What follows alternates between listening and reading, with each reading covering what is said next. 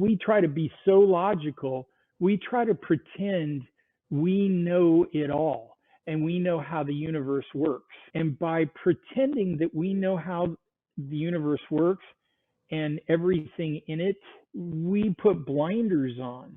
But once you start looking for miracles, they're all around you every moment of every day, so much so that you're swimming in them.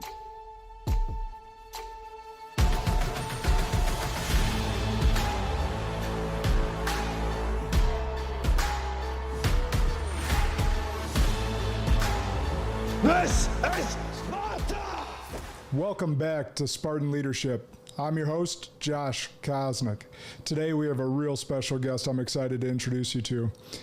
Today's guest is someone you'll find, he's nothing short than amazing. He's a licensed clinical therapist, coach, author, and highly sought after speaker. And here's why. It's just the tip of the iceberg, actually. He's also a two-time cancer survivor, widower, and world record setting extreme distance swimmer. And we're going to get into some of that because that was a whole mouthful, but Dean's going to explain that to us. He was the first person to swim the entire 187-mile length of Oregon's longest river, the Willamette River. Did I pronounce that right? Willamette. Willamette. Yeah. Sorry, Willamette River. Yeah. So us Midwesterners aren't as familiar with that one. We know the Mississippi. So he completed that, just as a keynote here, he completed that swim as an active cancer patient. So everyone, please welcome Dean Hall.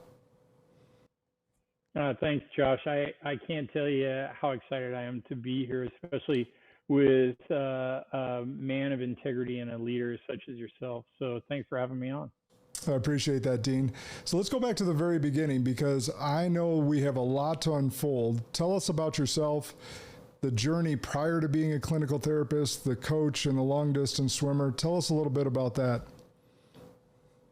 Okay. I was born and raised here in Portland, Oregon. I was lucky enough to, my friends call it, be raised by wolves. Both my parents were mountain climbers. My mom hung in there climbing mountains with my dad and some of his friends. She was little, but she was mighty.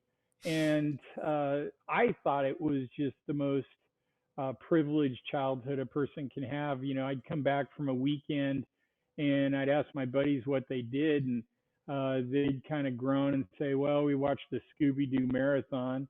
And what did you do, Dean? Well, I just climbed Mount Hood, the tallest mountain in Oregon, you know, and I'm like 9 or 10.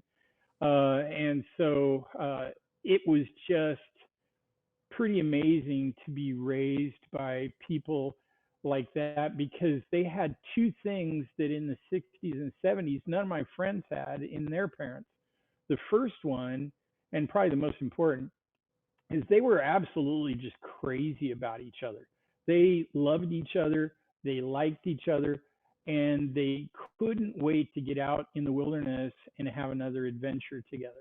And that constantly inspired me. I remember being 9 and my dad chasing my mom up the trail and her giggling and thinking, you know, when I get old, I want to be like that. I want to have a wife like that. I want to live life like that. And then the other thing that they did that none of my parents' friends did is they were super fit because they needed to be up in the mountains. And so they both ran when there weren't even gyms in the world. We had a gym in our basement with old cast iron weights. And we'd go down there and lift and do calisthenics and different things like that. So I feel like I couldn't have been given better examples. And that really, I don't think if that piece and that background hadn't been there, I probably still wouldn't be alive. Interesting. Tell us more. Yeah. And so I thought I would become a sponsored adventurer. A lot of my dad's friends were world-class climbers, and some had climbed Everest and were sponsored by like National Geographic and places like that. So I'm like, oh yeah, that's pretty cool. That's what I want to do. And then I fell in love with soccer sometime around the age of 12 or 13. and it just took over my life. And the best way I have to explain it is I just saw a T-shirt that an old guy was wearing that said, "The older I get, the better I was," and that pretty much explains my soccer career. But I was on the first Nike sponsored junior Timbers team that took us all around England, and I got to study and play under some of the guys from the Premier League from Liverpool and Manchester and Birmingham and Wolverhampton, and we all thought we were such studs. We thought we were so good, and then when we went over there, we realized, oh my gosh, we know nothing. These guys were so amazing. It was crazy, but that was fun. And so What a cool experience. I just had this. Oh, it was an eye opening. It got me out of the States, taught me that it's a big world and a real exciting world. And there's, even as a young guy, when you're young, you think you know everything. But I got over there and realized I didn't know anything, which was probably a pretty good experience because I was kind of cocky. And so I fell in love with soccer, played a lot, had a lot of different scholarships all over the U.S. And I didn't know which one to pick. I wasn't really crazy about any of them. I mean, all of them were pretty much the same, several Division I schools. But I picked a small Division II school that I thought, go for a semester. I've never been to Kansas, never been to the Midwest. Why not? Well, I got there, and somebody should have told me that Kansas is flat and has no trees, no mountains, no lakes, and no rivers. I felt like I'd been dropped off on the moon. It was nutty. Yeah, Midwest guy But could I have told really you liked that. the people, and yeah, well, probably just opening an encyclopedia could have told me that. But True. after about a year of being miserable, I met my first wife, a cute little Kansas farm girl that had a lot of the same qualities my mom did. She was tough. She was funny. She was a little spitfire and just always ready to just shake it up and have fun, and just fell madly in love. And she was such a tough little thing that she said, Dean, you came back here. I didn't go out to Portland. I'm not just going to do the girl thing where, you marry me and then I go have to live where you came from. She's like, if you love me and want to marry me, I want to marry you, but I'm close to my family. I'm not leaving here. You came here. And so I came back to Portland, and Portland just wasn't Portland without Mary. And so I told all my friends I was putting myself in exile for love. And if you've ever been to that part of Kansas, it is exile. And I did that, and we built a life, and we were really happy for 30 years. Yeah. So you're happy for 30 years. And then I know there was a big loss there. I don't know how much you want to get into it, but I know I want to give you that opportunity as well to share your story there. Sure. No, I mean, I was a middle school art teacher and soccer coach for 20 years, and then the overwhelming hurt that I saw a lot of the kids facing with their families made me want to become a therapist. And so I went to school at night, became a marriage and family therapist, everybody told me I couldn't. And, reverse psychology should only work on a 2-year-old, right? But anytime anybody tells me I can't do something, I'm like, yeah, I'm pretty sure I can. Same. And so everybody told me I couldn't build a private practice that was worth anything. This tiny little town of 13,000. But it took me 5 years. But by the end of the 5 years, it was just booming. And so I quit teaching and started doing that full time. And we really built a life. And I chased her around like my dad chased my mom around. And we had a lot of fun. Probably worked way too hard, didn't have enough fun, didn't go enough places. But anyway, and then without warning, I dealt with several families who had a family member who'd had a brain tumor. And usually there are warning signs like terrible blinding headaches or disorientation or dizzy spells or forgetfulness. None of that. The only thing that happened was she started to have problems with her left side, and they thought it was carpal tunnel. Well, I mean, that kind of made sense because she was always working and working hard, doing stuff. And so we're like, well, that makes sense. But then all of a sudden, everything fell. And Mm. we like, that's not right. And so they came up with a couple weird diagnoses. But I said, no, we got to get her in and get a brain scan. We did. And they found one of the largest brain tumors the brain surgeon told me he'd ever seen, and it was way down back around her brainstem and with a lot of fingers, so it was absolutely inoperable. And even with laser guided surgery, there's no way they could get to it. And so 52 days later, she was dead 15 days for our 30th anniversary. And looking back on it now, I mean, that would devastate anyone, but it just tore me apart, and I couldn't understand why it bothered me quite that much and why it was so devastating. But looking back on it now in this little town, as is true with most towns in the Midwest, if your grandparents didn't grow up there, you're an outsider. Mhm. And especially a guy from the West Coast, man, there's got to be something wrong with me. I'm from the West Coast.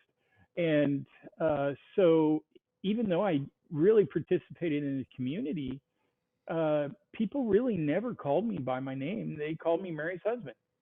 And I was thrilled to be Mary's husband. I never really thought about it. I was happy to be.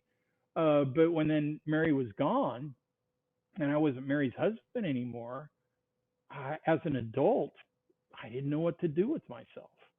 My whole kind of purpose in living was just kind of torn out from under me. Mhm. And that's what really started my downhill slide. And so the grief was so intense. I contracted leukemia, and then lymphoma came on board. I decided that Kansas without the cute little Kansas farm girl is Kansas.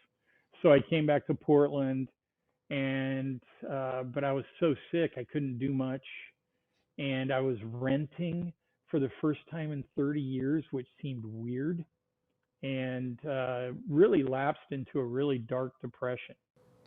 Hey, Dean, real quick, before we go further, because I want you to touch more on that. But the way you stated something was interesting to me. You said that because of your grief and how deep it was, you contracted leukemia and then lymphoma.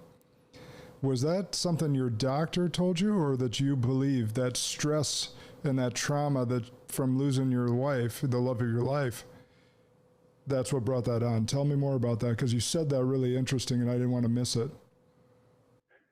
Well, I'm glad you picked that up, Josh. Yeah, there are two ways I believe, and research pretty much shows, to contract cancer. One is kind of how my wife contracted it. She grew up in this tiny little town. One of her funny childhood stories was holding the flag for her uncle as the crop duster came up over her with DDT, you know, and she'd end up being just white, I mean, and it sounded funny, but they think, and they're finding, especially in this little area of Kansas and Oklahoma, the South Central and North Central, that kind of wheat breadbasket area of the country, it was so heavily sprayed with DDT and other pesticides in the 50s, 60s, and early 70s. The people that grew up in those rural communities, especially if they were part of a farming family and around those pesticides are covered in them, because back in the 50s and 60s, they didn't tell you to cover up or be Yep. careful or wash it off. Um, they're finding a high preponderance of brain tumors, Parkinson's, and blood cancers. Um, the other thing they're starting to find, a German researcher, an MD, about 10 years ago, started noticing that that many cancers are diagnosed approximately around 1 year after a traumatic incident. that trauma Oh, wow. and some form of cancer diagnosis kind of go hand in hand. And that fits, Josh, that fits my idea of most diseases. The kind of cheesy definition of disease is dis-ease. And I'd never been more uncomfortable in my own skin in my entire life.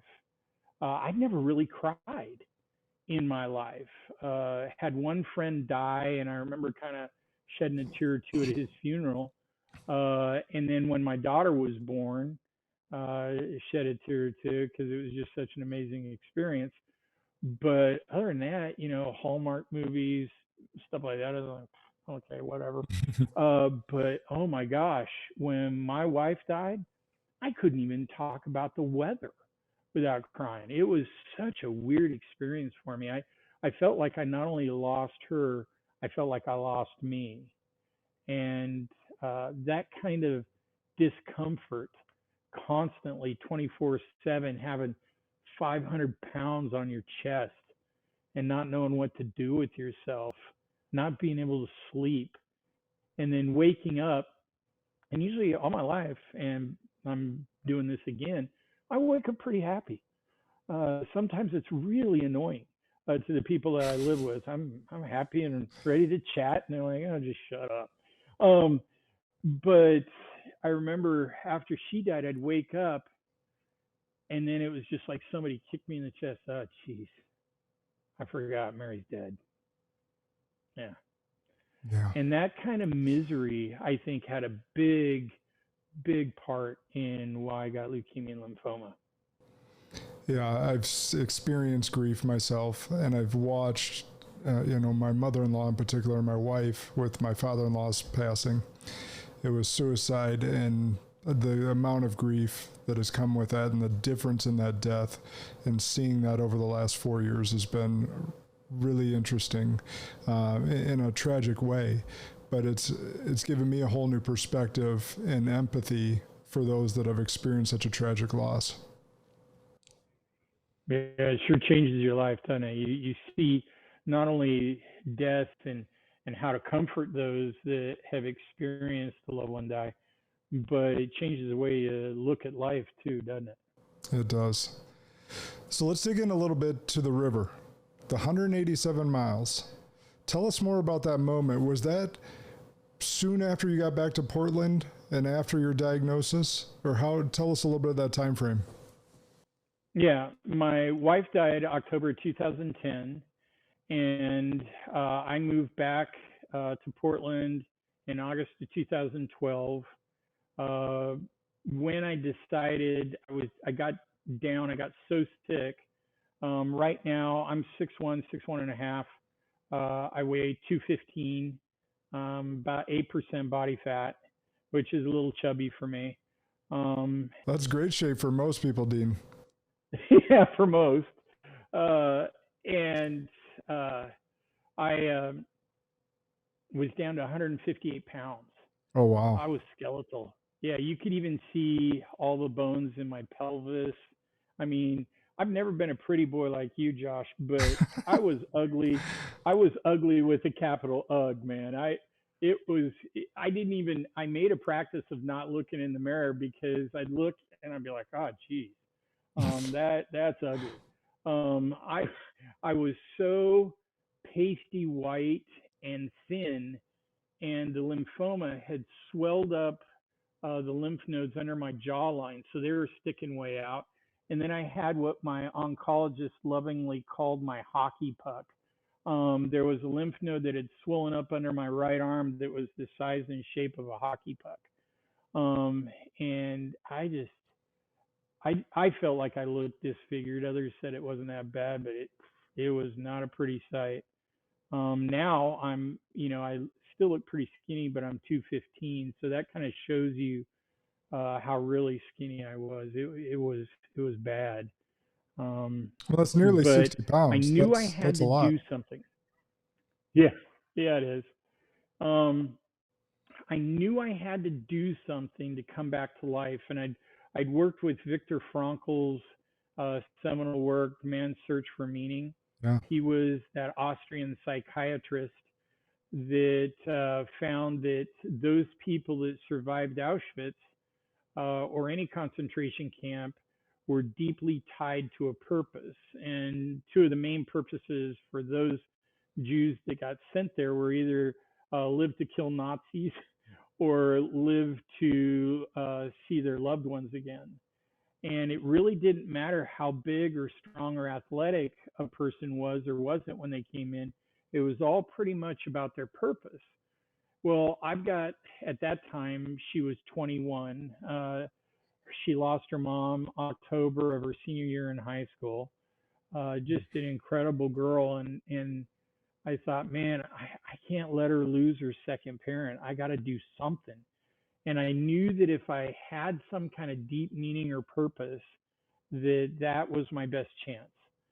And I meditated, I prayed, I asked for a purpose. I mean, I'd written a book, but I didn't want to write a book, another one. I'd built a practice. I didn't have the bandwidth to sit and listen to other people. I had a speaking career. I knew if I got on stage and tried to talk, I'd probably start crying. That would be real inspiring. So I didn't know what to do. And after a couple of weeks of just crickets, I thought, well, while I wait for God or the universe to answer me, maybe I should unpack these boxes. And so I started unpacking, and I came across a journal my mom had shoved in one of the boxes that I'd been forced to keep in sixth grade. And I thought, well, let's see what the 11-year-old dean had to say, because I hadn't looked at this thing since. I opened it up, and it said, when I get old, I gotta climb Everest and swim the English Channel. And for the first time in 3 years, it was just like this electric shock went through me, and I'm even getting goosebumps now. It was like, yeah, that's what I got to do. And then I had my dad's friends that had climbed Everest, and I thought, okay, with my blood counts and my immune system, it wouldn't handle the altitude, so that's out. But I can swim the channel. And I don't know why I thought I could, Josh, but I just knew I could. And so I called my doctor, and he's like, not only no, but hell no. Seeing you get in a public pool, it'll kill you. And I'm like, I'm dying. What do you want me to do? Die on a couch watching Wheel of Fortune? I'm not going to go out like that. I'm going to die trying. I'm going to swing for the fence. And he's like, okay, well, it's your life. And I'm like, darn right. I'm going for it. And so I got in the pool, and I'd done a lot of triathlons in the 80s and 90s. And so I'd done a lot of laps. It was kind of like my second home, my home away from home. And when I kicked off the wall, it was like, for the first time since my wife died, it was like, I remember you.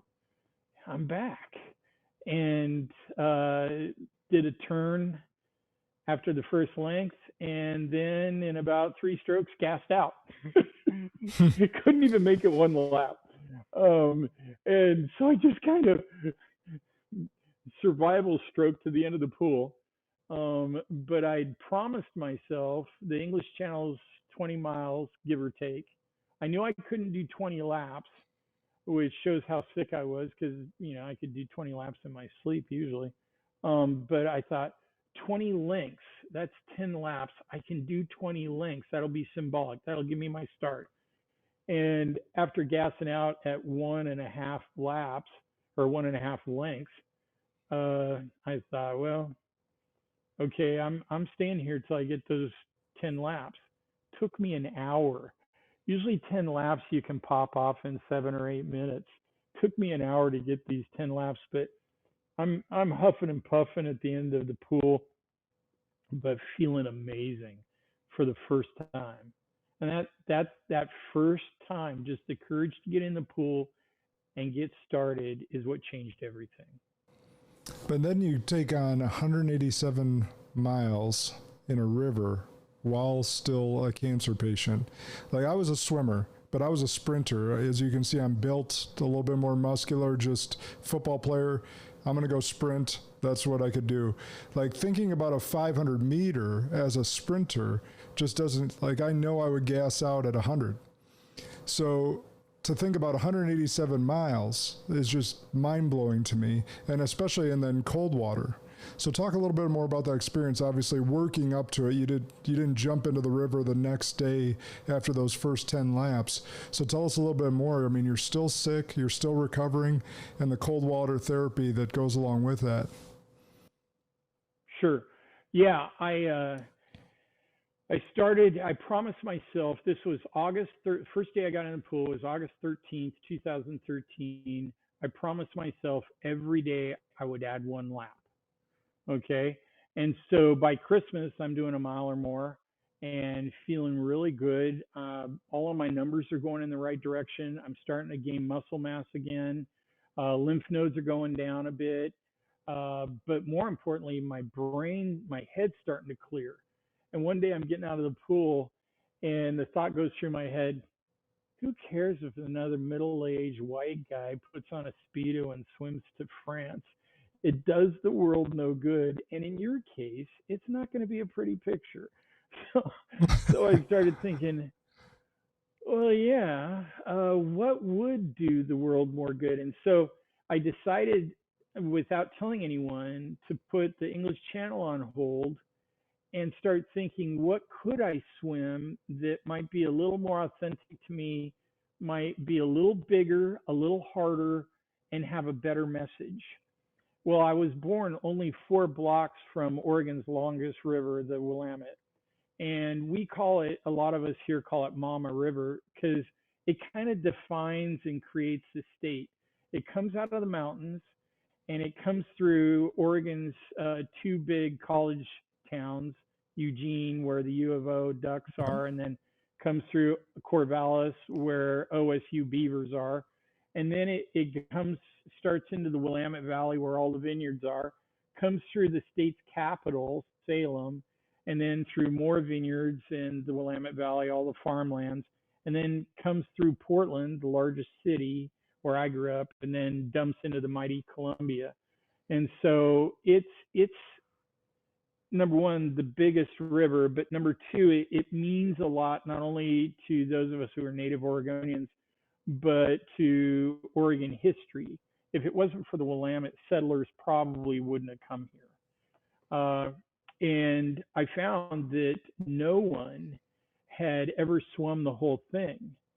And when I was out here for a bicycle race in 1984, during the 60s and 70s, it was just a sewer. I mean, oil slicks and everything. It was just horrible. And in the 70s, our governor put a lot of environmental protection laws in place, especially for the river. And when I came out in 84, I did pretty well in this bicycle race. And so my family was throwing this big celebration dinner at a park by the river. And it was just so blue and delicious looking that my dad and I, later after the dinner, we were kind of standing alone. And I mean, I really respect this man. He's run most of the world's major marathons. He was instrumental in helping Bob Foote organize the Hood to Coast relay race. It's now kind of world famous. He's climbed all the mountains on the West Coast, and he's climbed Hood over 30 times at least. I mean, the guy's an animal. And so I was standing there, and I thought I'd kind of impress him. Like, hey, has anybody ever swum this whole thing? And he's like, Dean, and this is actually how he sounds. That's the dumbest thing I've ever heard. Where do you come up with that? Where do you come up with that kind of crap? and hearing that from him, it kind of stuck the hook in me. I'm like, okay, now I got to do it. And so I started planning it even back then when I was 24. And I get back, and Mary and I are married, and she hadn't come out for this race. And I was all excited. I'm like, hey, here's what I'm going to do. I'm going to swim the longest river in Oregon. And she's just listening. And finally, when I get done, she's like, how long is this going to take? And I'm like, probably 2 or 3 weeks. And she's like, you just not going to work for 2 or 3 weeks? I'm like, well, yeah, I guess I'm not. She's like, we're trying to save money to buy a house. Is this really what you want to do? And I'm like, oh, maybe not. So I gave it up. And that came back to mind. And so that's what I decided to do. I thought if I can swim 187 miles as an active cancer patient, maybe I'll inspire other cancer patients to refuse to give up just simply because they received a diagnosis. You know, when you hear the words, you have cancer, it sounds like a death sentence and it scares the heck out of you. And most people just give up and kind of roll over and play dead right then. And I wanted to show people, no, you don't. As a matter of fact, I hate it when people say, well, you need to fight cancer. No, you fight anything and you just get beat up.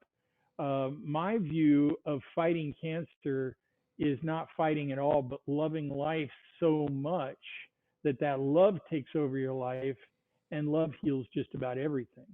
That's And so awesome. that's what I was trying to do and what I was trying to model. You actually said that towards the beginning of the story that your counts were coming down and your tests were looking better the more you were swimming. Were you on any other medication, any other radiation, any other chemo at that time? I have healed. I am what's called a radical remission. I've been fortunate enough to heal both leukemia and lymphoma twice without chemo or radiation. Yeah, What do you which is attribute that pretty to then? phenomenal. A lot of things. There's a lady named Dr. Kelly A. Turner that went around the world studying those people that spontaneously went into remission from cancer, and she found 10 things. And I won't go through all those things. She wrote a book called Radical Remission, wrote another book called Radical Hope. But for me, it was putting all of my energy into something that got me excited about life again, rather than constantly thinking about how my life had become, how sad I was, how much I felt like my life was in the toilet. Um, that wouldn't ever. I knew that wouldn't do me any good, and I'd had enough of that for 3 years. And so the big thing was finding a dream and chasing that dream, finding the courage to chase that dream with my whole heart. That's the big one. Then also, I think the hugest part of this, Josh, is learning that we are, as humans, have gotten so far away from our natural habitat that it's made us sick, anxious, addicted, and depressed. If we learn how to embrace and connect with nature again, there are all sorts of things in nature that heal not only our bodies but our minds. And that's a lot of what I'm trying to promote nowadays. There's a field called eco psychology, and it's the study of nature's healing effect on we as humans. And they say the reason we're all so anxious, addicted, and depressed is because we live in concrete jungles with rubber soled shoes. Mm. The world is a battery. It's spinning, it's got a molten center. It puts out these electrical charges, and trees are like antennae. And when you go out into a forest, you got all these trees, which are antennas, and they create literally an electrical field. You walk into that electrical field, and as woo woo as this sounds, your body and mind absorb that, and it changes your brain chemistry and the molecular functioning of your body. In the river, water conducts that electricity very well. And so that's part of why I think I healed. Um, but the hardest part of that swim, it took me 22 days. The first 16 days, the temperature was right between 40 to 42 degrees Fahrenheit. And I Wow. was swimming 10 to 12 miles a day. Yeah, swimmers get it. It's so funny when I go and talk to people, uh, especially the little old ladies that have never done any endurance events, or especially haven't been swimmers. they'll raise their hand. Yes. That sounds like so much fun. I'm like, well, it is now to think about it, but no, it was hard. It wasn't fun at all. Yeah, no, 41 degrees, you were numb pretty instantly. Yeah, my hands, my face, my feet were. I had a 3 mil triathlon wetsuit on, but I had to get out. The hardest part of that 22 days is I'd swim for all I was worth, and then I'd start going into thrombosis, or what they call a deep core throttle, hypothermia. I could start feeling my internal organs bang against my ribs, and so I Wow. knew. And my dad would ask me some questions, and if I couldn't think very clearly or come right back with a quick, snappy answer, he'd get me out. We'd go to the riverbank. I'd run in place or do jumping jacks, and then get right back in. And That's that was the amazing. hardest part, because I'd never heard of Wim Hof or cold water immersion. I was just doing this thing. But the first blood test I took after I was done, the leukemia was magically gone. Well, let's talk about that. So we talked a little bit about Wim Hof pre-show, and again, he's just become more popular, and more people know him. But what are the powers of cold water immersion? So 75 hard forces you to do 5-minute cold showers.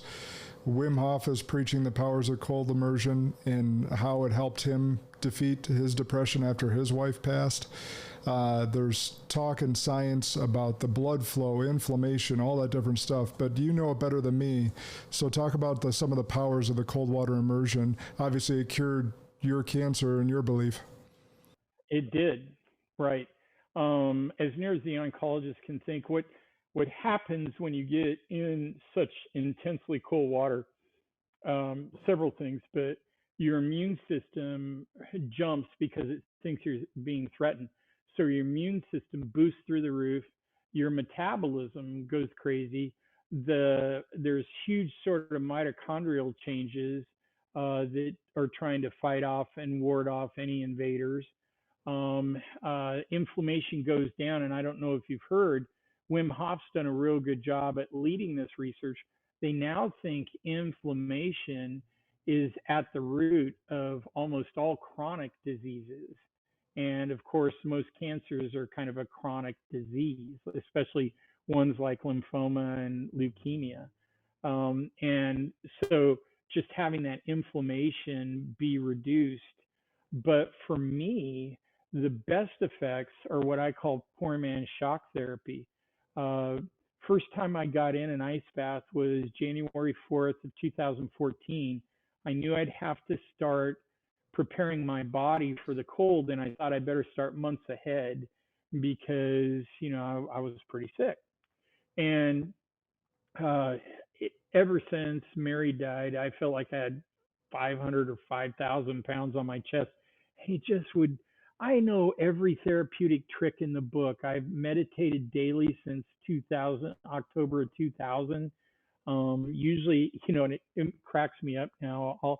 When people tell me they meditate and I ask them, they've listened to the Calm app for 5 minutes. I'm like, no, that's like going to the gym for 5 minutes. Come on. Ever since October 2000, I'll meditate almost every day for an hour to an hour and a half.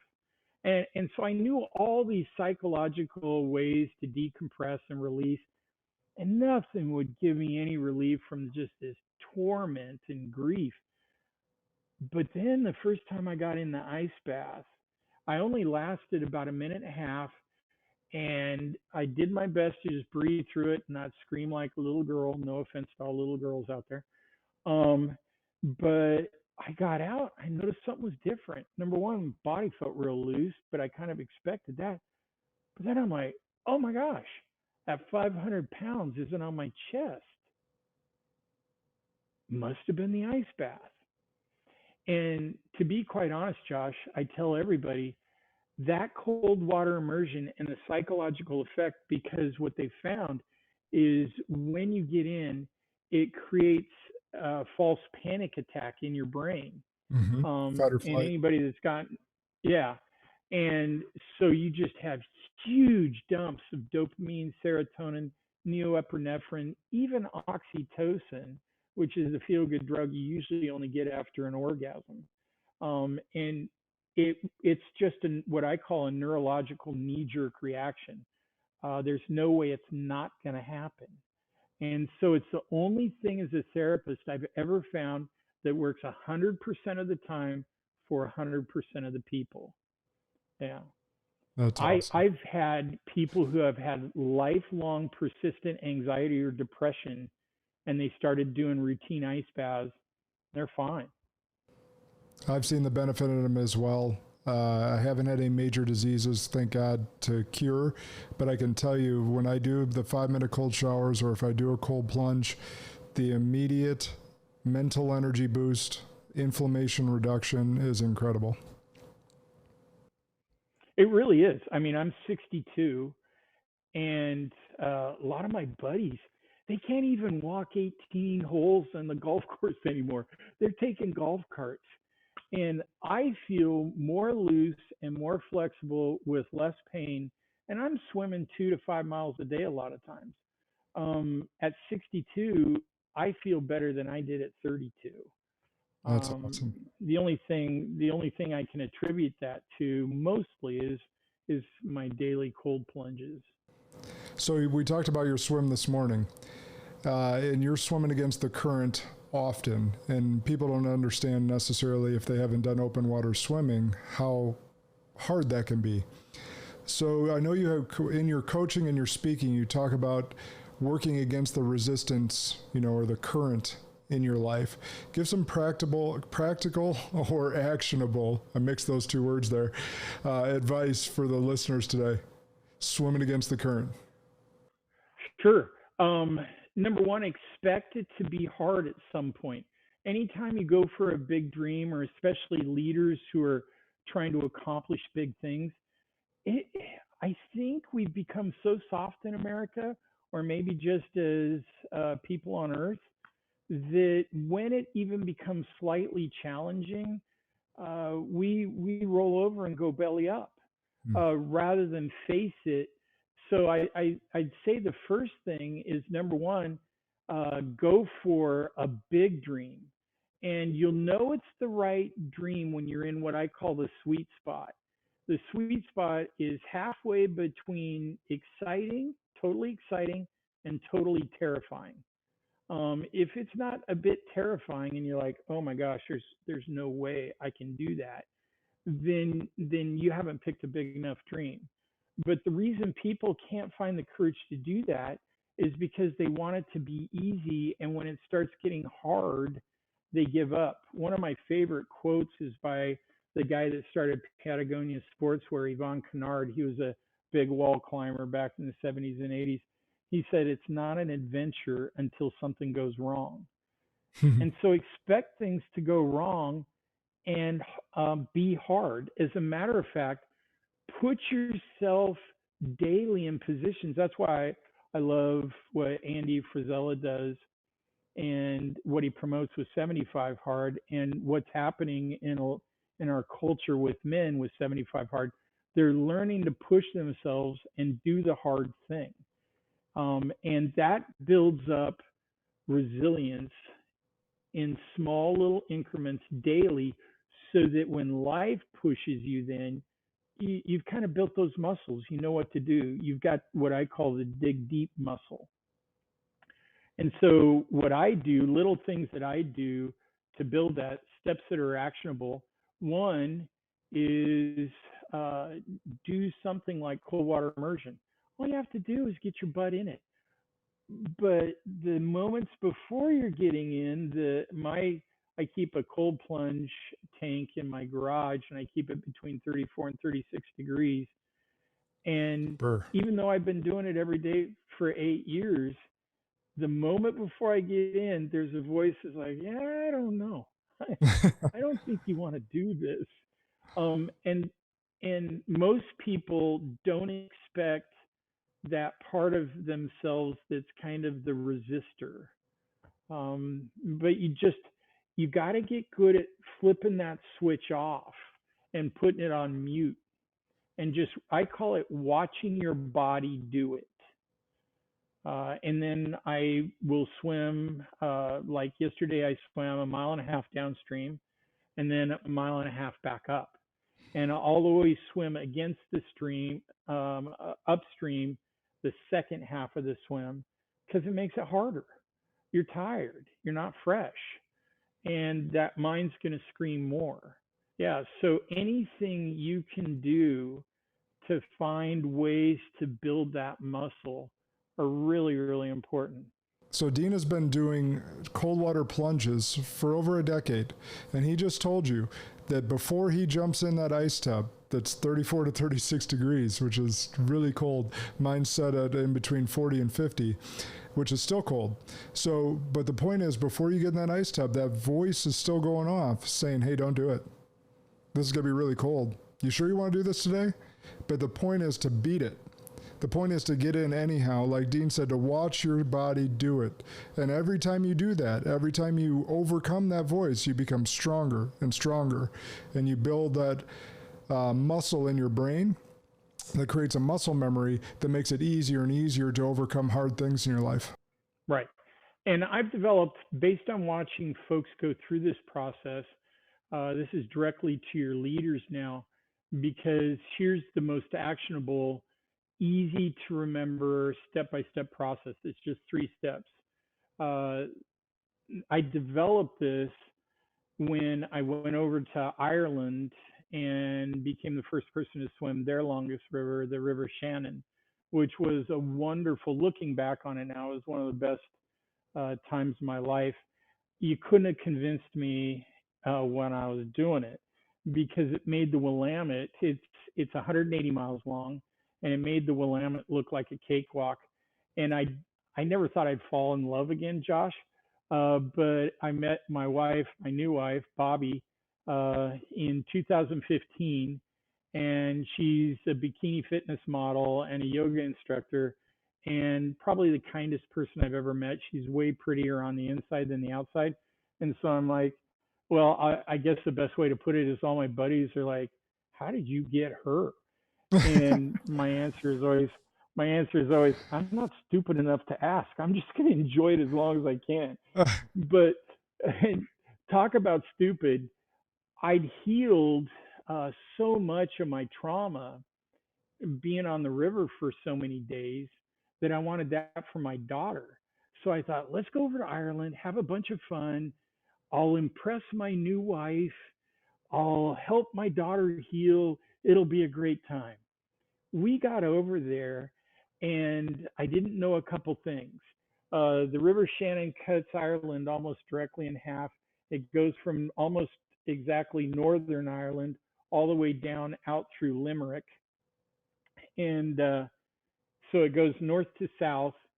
And in June, when we were over there, they've got, since it's an island, they get a lot of sea breezes and heavy prevailing south to north winds. So I had a headwind 23 out of the 25 days. Oh. And if it's 10 miles or more, it pushes the 2 top feet of water in the direction the wind's going. So it was like trying to run on a treadmill, only make it 180 miles. Also, most of the riverbed of the River Shannon's flint and shale, and when those crack, they create razor sharp edges. And so if I went to grab or accidentally came across one, it just sliced me up. I bled in the river every day, and it was cold, and I thought I'd never make it. And the whole time I thought, because I didn't have sponsors for this swim, so it cost me, I knew it was going to cost me about $12,000. And I thought, I just spent $12,000 to show my new wife and my daughter what a big fat failure I am. And so the whole time I'm just kind of scared to death, and that resistance is just pounding on me. And so I thought, okay, how did I make it through leukemia and lymphoma, the loss of my first wife? What have I seen other people use? And I came up with a 3-step process. First step is face your fears. Okay. Even name them. What are you scared of? And most of us guys, the way I face it is just say, wow, okay, yeah, I'm scared. I'm feeling that resistance. But then you very quickly go to step two. The way you face your fears is you identify the next step and take it. The problem is, most of us, the reason that resistance happens is we're 2, 5, 20, 2,000 steps ahead of ourselves. And we don't know exactly what's going to happen or what we're going to do. So we start almost playing chess with life. Okay, if this happens, then I'm going to do this. But then if that happens, I'm going to do this. And we just get all in our heads and everything just gets strange. I've even asked deeply suicidal people, you know, and they're like, I don't know what to do, Dean. I don't know what to do. I'll be like, okay, what's the next step? They always know. You always know. And so when I'd wake up and I'd be like, God, geez, because the other thing about the Shannon is it didn't have any current, so I didn't have any assistance, and it's pretty much a series of big lakes, and we were blown off a couple of the biggest that were 20 miles long and 23 miles wide, and we're out in the middle of this thing with 5-foot rollers, and I'm like, did I bring out my daughter to drown out here with? And so I'm terrified, but I'd wake up and I'd say, okay, what's the next step? Get out of bed. What's the next step? Eat breakfast. What's the next step? Gather my swim stuff. What's the next step? Get to the river. What's the next step? Put on the wetsuit, get in the river. What's the next step? Start swimming. And then all of a sudden life becomes easy. If you just concentrate on what the next step is, it beats the resistance voice. Once you're taking the step, don't worry about everything else. Just do that next step. And then when it comes time to take the next step, identify it, enjoy the moment. So face it, identify and take action, enjoy it. Those are 3 steps? Right, right. Love it. That's great. And it sounds too easy, but the best things in life are that simple. They really are. When you can keep things simple, you can move forward. Anytime complexity gets in there, it's the barrier to progress. Simplicity, like your system there, helps people identify that next step, take it. Even as simple as putting the wetsuit on. That's a no-brainer, right? Put it on. Now get in the water. Right. And while I'm putting the wetsuit on, don't think about getting in the water. Just enjoy. Hey, what I tell myself as I'm putting on the wetsuit is, hey, I'm not at work. I'm in Ireland, man. I'm doing this thing. And I'd be pulling on the wetsuit. And I'm like, this is going to be a good day. Even if we have to stop, we have to stop. But I'm in Ireland, Yeah. And so that's what I do. Well, we're running out of time, Dean. I want to respect your time. I want to talk about one last thing before we go. As a result of your healing process and your amazing journey, you launched Swimming for Miracles. So tell us more about that. Why did you start it? What does it aim to do? Yeah, swimming in miracles, everybody thinks it's these big miraculous distances that I swim, and it's really not. It's following Albert Einstein's advice. And the first time I came across this, it was in that same pivotal time, August of 2013. I pulled up my laptop, and you know how Google sometimes has, I don't know if they do anymore, but in 2013, they'd have famous quotes there on the landing page. I opened it up, and there was Albert Einstein's famous quote, there are only 2 ways to live your life. One is as if nothing is a miracle. The other is as if everything's a miracle. And being the deeply spiritual person that I am, I cussed Albert Einstein out. I said a few choice words, and I'm like, damn it, Albert, you've never been through what I've been through. And I slammed my laptop shut. But it was what I call a Velcro quote. It just stuck to my brain. And I thought, okay, let's face facts, Dean. Number one, Albert's probably a little smarter than you're ever going to be. Number two, what would happen if you took his advice and made a commitment to imagining that everything in life is a miracle. And so I decided to make a 2-week trial run of this thing. It seemed preposterous, seemed kind of outlandish. But even after 2 days, I was like, oh my gosh, she's so right. Because what happens is we try to be so logical, we try to pretend we know it all and we know how the universe works. And by pretending that we know how the universe works and everything in it, we put blinders on. But once you start looking for miracles, they're all around you every moment of every day, so much so that you're swimming in them. So that's why I call it swimming in miracles. If you go for a dream and you see everything as a miracle, as pie in the sky outlandish as that sounds, pretty soon you realize the universe is a big place and we understand very little of it. We're very short-sighted, even with all our technology. And if you're open to wonderful things happening, you start seeing them happen all around you. And that's why I call it. And so what I'm trying to do is help people expand their awareness by mostly identifying the dream inside of them. Because I believe that each of us has a dream inside of us, like an instinct to be totally Josh or totally Dean. And Josh's dreams aren't going to be Dean's and vice versa. And if Josh will just follow his dream, wonderful things will happen. He'll meet the people he's supposed to meet, do the things he's supposed to do while he's here on earth, and wonderful cascading events will happen because he's being totally Josh. The same with me, because that's what's happened with my life, even when I've tried to prevent it lately. And if a schlub like me can live like I'm living today, anybody can. I honestly believe, Josh, that especially you, but anyone, if they do what I do, they'll get what I got and probably better, because I'm nothing special.